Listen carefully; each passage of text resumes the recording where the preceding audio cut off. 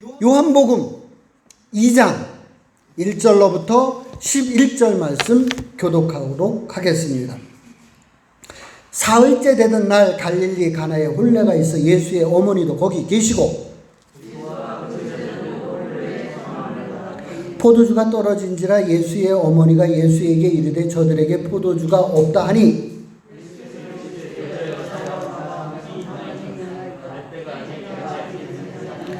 그의 어머니가 하인들에게 이르되 너희에게 무슨 말씀을 하시든지 그대로 하라 하니라.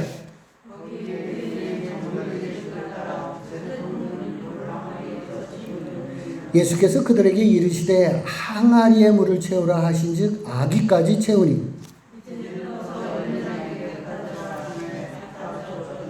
연회장은 물로 된 포도주를 맛보고도 어디서 났는지 알지 못하되 물돈 하인들은 알더라.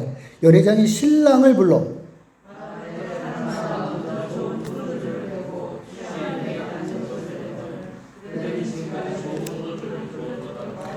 함께합니다. 예수께서 이 첫 표적을 갈릴리 가나에서 행하여 그의 영광을 나타내심에 제자들이 그를 믿으니라.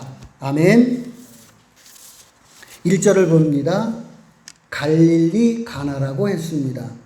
그러니까 헤롯 안티파스가 통치하는 곳이 어디냐면 갈릴리라는 거예요. 그 갈릴리 지역의 어디? 가나라는 겁니다.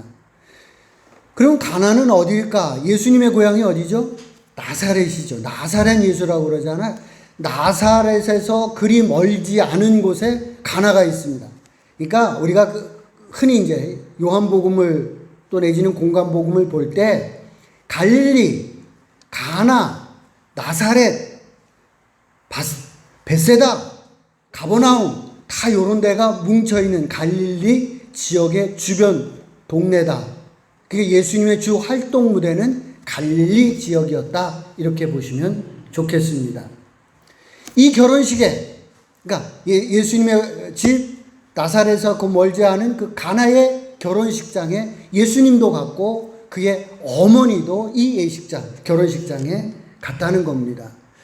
다른 문서를 보면은요, 이 결혼식이 예수님의 어머니 마리아의 동생 살로메의 집이라는 거예요. 그러니까 이제 동생 집에 결혼식이 있으니까 이제 간 거죠, 언니가. 근데 포도주가 떨어진 거야. 그러니까 이제 언니가 어떻게 해결해 보고 싶은 거죠. 그런 마음에서 이제 어머니인 마리아가 아들 예수에게 부탁을 하는 내용이 이 갈릴리 가나의 혼인잔치의 배경이 된다. 이렇게 보시면 좋겠습니다. 3절입니다. 포도주가 떨어진지라 예수의 어머니가 예수에게 이르되 저들에게 포도주가 없다. 그러니까 어머니가 아들에게 부탁하는 거죠. 야, 이 중요한 때 포도주가 없는데 어떻게 해결해 볼 수 있겠냐라고 어머니가 아들에게 부탁을 하는 겁니다. 4절에 있는 말씀입니다. 이르시되 여자여 나와 무슨 상관이 있나이까 내 때가 아직 이르지 아니하였나이다. 아이 참 어머니에게 여자라고 부르고 있어요. 우리 말에도 뭐 당신 왜 이래 막 이렇게 아랫사람 부를 때 당신이라는 거 부를 때도 있고 당신을 존칭어로 당신을 이렇게 하는 존칭으로도 불려지는 경우가 있잖아요. 근데 이스라엘에는 그런 이게 여자여라고 하는 게 이렇게 존칭으로 쓰는 경우가 극히 드물대요. 아주 이례적인 얘기예요. 그러니까 뭐 이 주석가들은 여러 말을 하는데 그냥 우리식으로 생각을 해보세요. 아들이 엄마한테 여자예요 그랬어요. 그럼 어떻게 해야 되겠어요? 이놈의 새끼가. 이게 정상이지? 이게 정상인데 오늘 안 그러셨다는 거예요. 그거에다 포커스를 맞추자고요. 아니 이렇게 나오셔야 되는데 왜 안 그러셨을까? 5절에 있는 말씀 보겠습니다.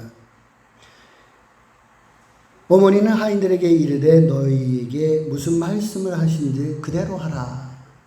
그렇게 아들이 무례하게 행동했는데 안 하시고 하인들에게 혹시 무슨 말을 하면 그대로 좀 들어줬으면 좋겠다라고 하인들에게 엄마가 이야기를 했다는 얘기입니다.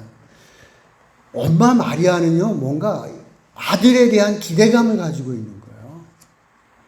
사람들은 몰라. 근데 엄마는 안다고요. 내 아들이 누군지.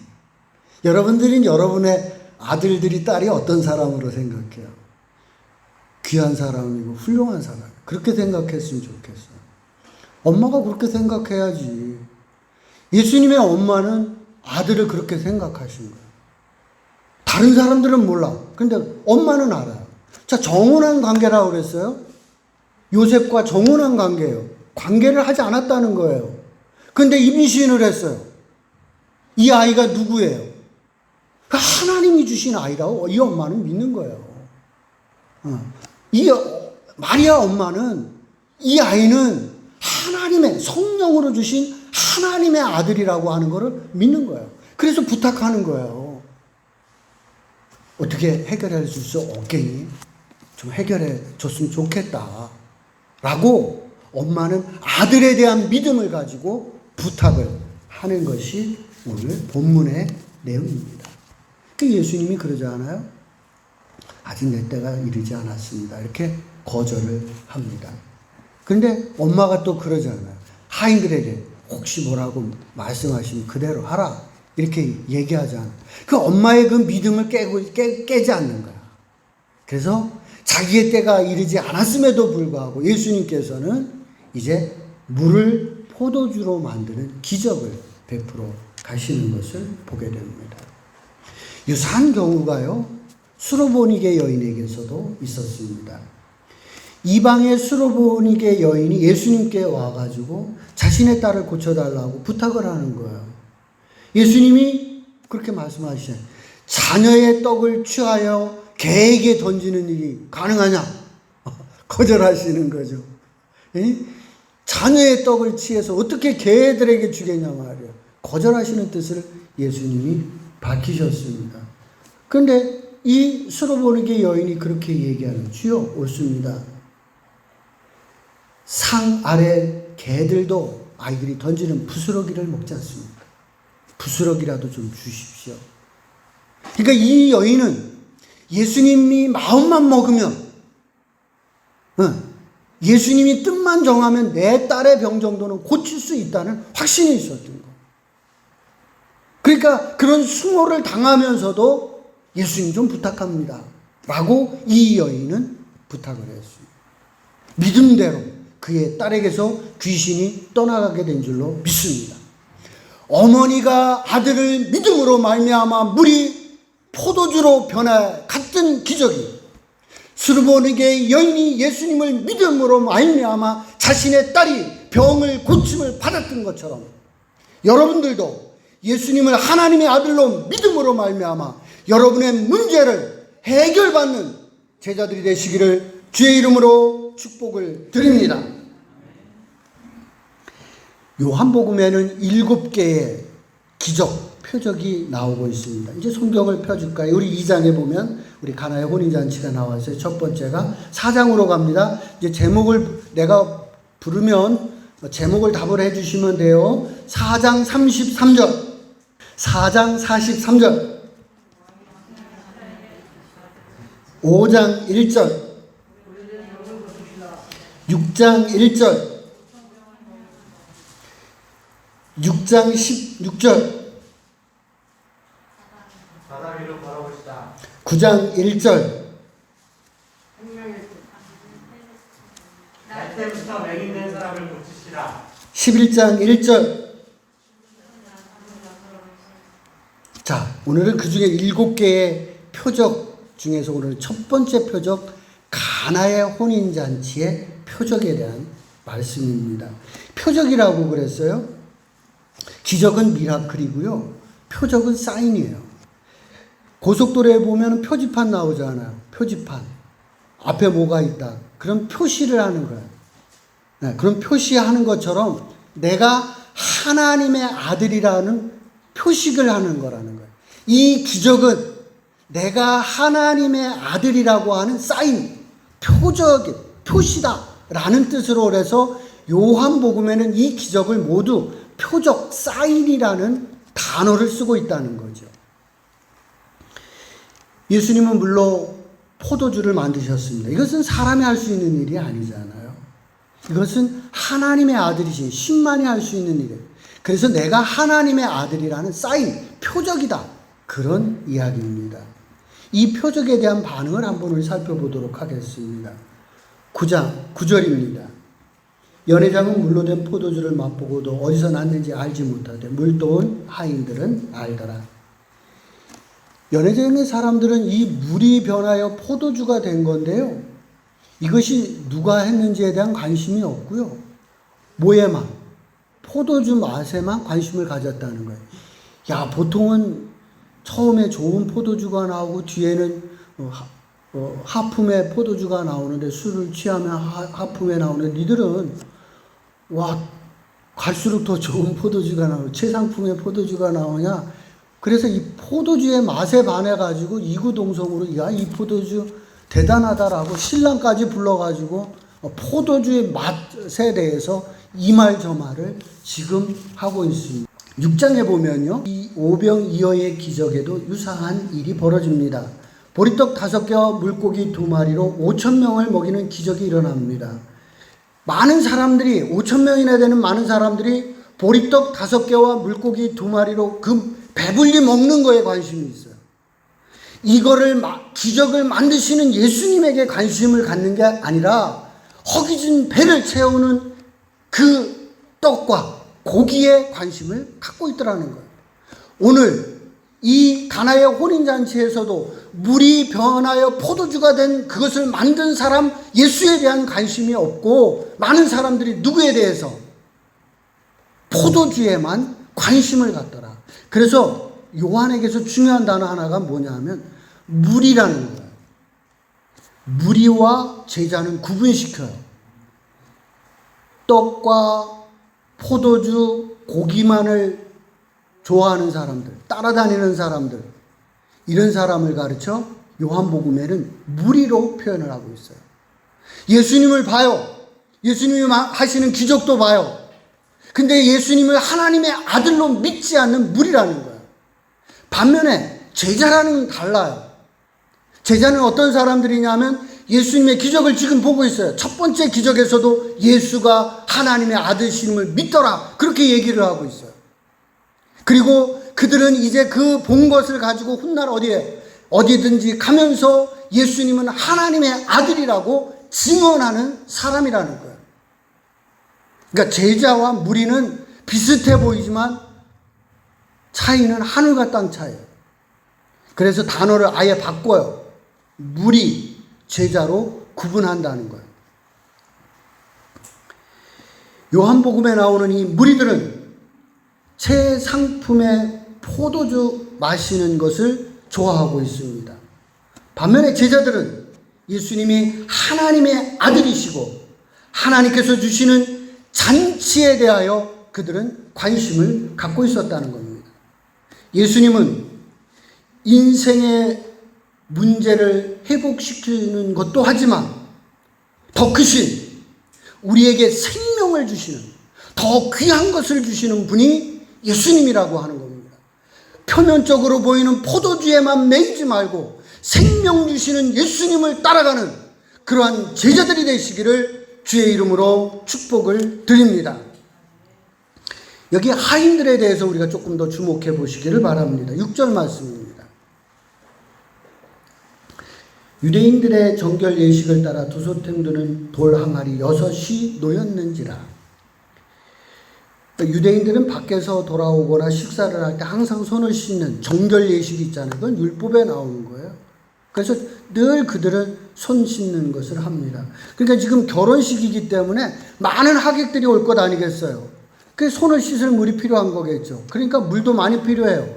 그래서 커다란 돌 항아리 6을 놓은 거예요. 사람들이 많이 오니까. 그래서 손 씻으라고 이런 돌 항아리에다 물을 6개나 채우는 돌 항아리 6개가 놓여 있었다. 그런 얘기입니다. 이 하인들에게 예수님께서 뭐라고 말씀하시냐면 아기까지 물을 채우라고 이야기를 합니다. 하인들의 입장에서 한번 생각해 볼까요? 아니 지금 포도주가 떨어졌는데 왜 물을 채우라고 하실까? 그죠? 의아해할 수도 있고 이런 대도 않는 걸 시킬까 우리에게 그렇게 생각할 수도 있습니다.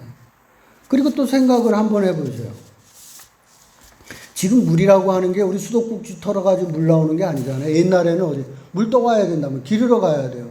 이 옆에 있는 것도 아니에요. 옛날 유대인이나 우리나라는 집이 위에 있고 물은 밑에 있단 말이에요. 그럼 물도로 한참 내려갔다가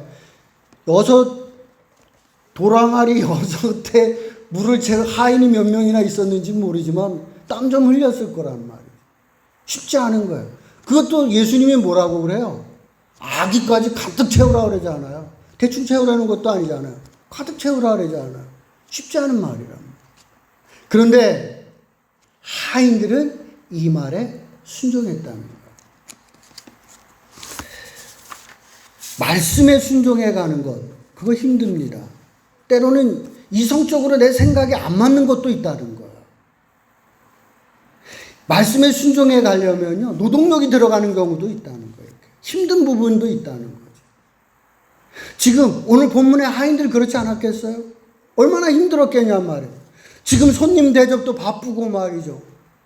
그런데 또 물을 더 갖다가 하는데 그것도 아구까지 채우라고 그러니까 힘든 부분이 있었을 텐데 이 하인들은 예수님의 말씀에 순종함으로 말미암아 그들은 최상품의 포도주를 경험하는 것보다 더 놀라운 물이 변하여 포도주가 되는 기적을 봤답니다. 이게 중요한 거예요. 최상품의 포도주를 보는 것 그거는 있을 수 있어요. 돈만 내면. 그걸 본 것이 중요한 것이 아니라 물이 변하여 포도주가 되는 놀라운 기적을 이 하인들은 보게 되었다는 것입니다. 2000년이라는 시간이 지나고 있지만 교회 안에는 여전히 포도주를 즐기려는 하객 그리스도인들과 말씀에 순종해 가려는 하인 그리스도인들이 섞여 있다는 사실입니다. 예전에도 그랬고 지금도 여전히 교회 안에를 보면 그렇다는 거예요. 포도주를 즐기려고 하는 그리스도인이 있는가 하면 섬기며 말씀에 순종해 가려는 그리스도인이 있다는 거예요. 우리 애목동교회 모든 제자들은 말씀에 순종해 가는 제자들이 되시기를 주님의 이름으로 축복을 드립니다. 적용입니다. 인생을 살다 보면 어려움을 당하게 됩니다. 예수님의 어머니처럼 예수님을 믿고 구함으로 해결을 받는 은혜를 경험하기를 저는 원합니다. 하인들은 말씀에 순종함으로 예수님이 하나님의 아들이시고 물이 변하여 포도주가 되는 놀라운 경험을 했습니다. 여러분들이 말씀에 순종해서 하나님의 은혜를 체험하고 그것을 간증하는 성도들이 많아지는 그런 교회가 되기를 소망합니다. 지금 이 결혼식은 사실은 큰 문제가 위기가 왔었던 겁니다. 그렇지만 예수님께서 함께 하심으로 그 위기를 넘어서 잔치는 계속되고 있습니다. 목동교회 설립 50주년이 되었습니다. 두 분의 장로님이 선출되었습니다. 코로나 상황이지만 예수님이 함께해서 장로님들이 여기에 하인처럼 믿음을 보임으로 말미암아 이 목동교회 잔치가 계속 이어져가는 그런 교회로 만들어 가시기를 주님의 이름으로 부탁을 드립니다.